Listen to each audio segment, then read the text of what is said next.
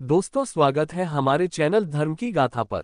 आज की कहानी है क्या हुआ जब देवी सीता को उठाने पड़े हथियार। एक बार जब भगवान श्रीराम राजसभा में विराज रहे थे, उसी समय विभीषण वहां पहुंचे। वे बहुत भयभीत और हड़बड़ी में लग रहे थे। सभा में प्रवेश करते ही वे कहने लगे, हे राम, मुझे बचाए, कुंभकर्ण का बेटा मूलकासुर आफत ढा रहा है। अब लगता है न लंका बचेगी और न मेरा राजपाट।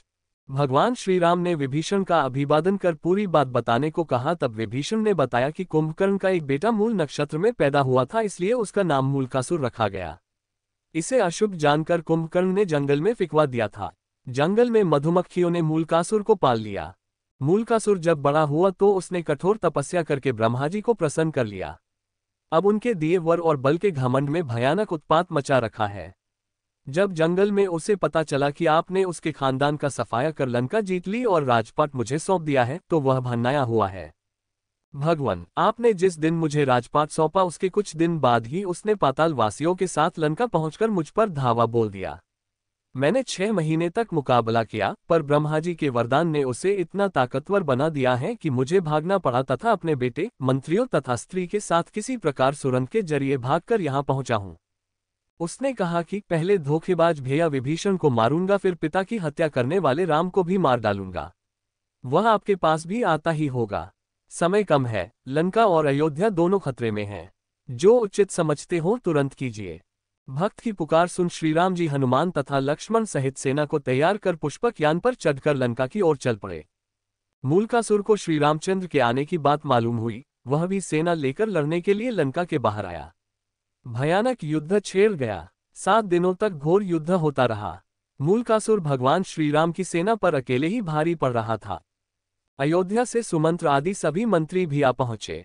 हनुमान जी संजीवनी लाकर वानरों, भालुओं तथा मानुषी सेना को दिलाते जा रहे थे, पर सब कुछ होते हुए भी युद्ध का नतीजा उनके पक्ष में जाता नहीं दिख रहा था।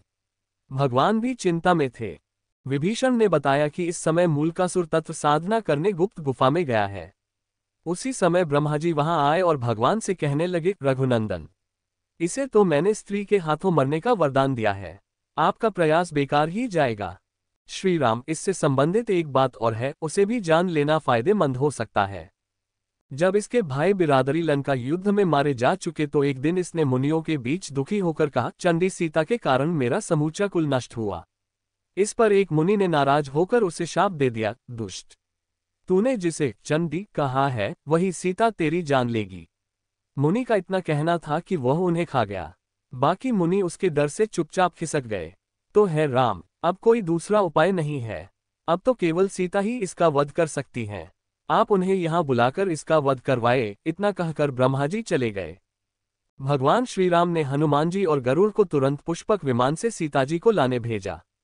इधर सीता देवी देवताओं की मनौती मनाती, तुलसी, शिव प्रतिमा, पीपल आदि के फेरे लगाती, ब्राह्मणों से पाठ रुद्रीय का जप कराती, दुर्गा जी की पूजा करती कि विजयी श्रीराम शीघ्र लौटे। तभी गरुड़ और हनुमान जी उनके पास पहुंचे। पति के संदेश को सुनकर सीता जी तुरंत चल दी। भगवान श्रीराम ने उन्हें मूलकासुर के बारे में सब कुछ बताया। फिर तो भगवती सीता की गुस्सा आ गया। उनके शरीर से एक दूसरी तामसी शक्ति निकल पड़ी। उसका स्वर बड़ा भयानक था।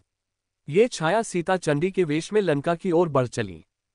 इधर श्रीराम ने वानर सेना को इशारा किया कि मूलकासुर जो तांत्रिक विद्याएं कर रहा है उसको उसकी गुप्त गुफा में जाकर तहस नहस करे। वानर गुफा के भीतर पहुंचकर उत्पात मचाने लगे तो मूलकासुर दांत किटकिटाता हुआ सब छोड़ छाड़कर वानर सेना के पीछे दौड़ा। हड़बड़ी में उसका मुकुट गिर पड़ा। फिर भी भागता हुआ वह युद्ध के मैदान में आ गया। युद्ध के मैदान में छाया सीता को देखकर मूलकासुर गरजा, तू कौन? अभी भाग जा, मैं औरतों पर मर्दानगी नहीं दिखाता। छाया सीता ने भी भीषण आवाज करते हुए कहा, मैं तुम्हारी मौत चंडी हूं। तूने मेरा पक्ष लेने वाले मुनियों और ब्राह्मणों को खा डाला था, अब मैं तुम्हें मारकर उसका बदला चुकाऊंगी। इतना कहकर छाया सीता ने मूलकासुर पर 5 बाण चलाए। मूलकासुर ने भी जवाब में बाण चलाए। कुछ देर तक घोर युद्ध हुआ, पर अंत में चंडिकास्त्र चलाकर छाया सीता ने मूलकासुर का सिर उड़ा दिया और वह लंका के दरवाजे पर जा गिरा। राक्षस हाहाकार करते हुए इधर उधर भाग खड़े हुए। छाया सीता लौटकर सीता के शरीर में प्रवेश कर गई। मूलकासुर से दुखी लंका की जनता ने मां सीता की जय जयकार की और विभीषण ने उन्हें धन्यवाद दिया। कुछ दिनों तक लंका में रहकर श्रीराम सीता सहित पुष्पक विमान से अयोध्या लौट आए। कहानी अच्छी लगी तो चैनल को लाइक और सब्सक्राइब कीजिए। धन्यवाद।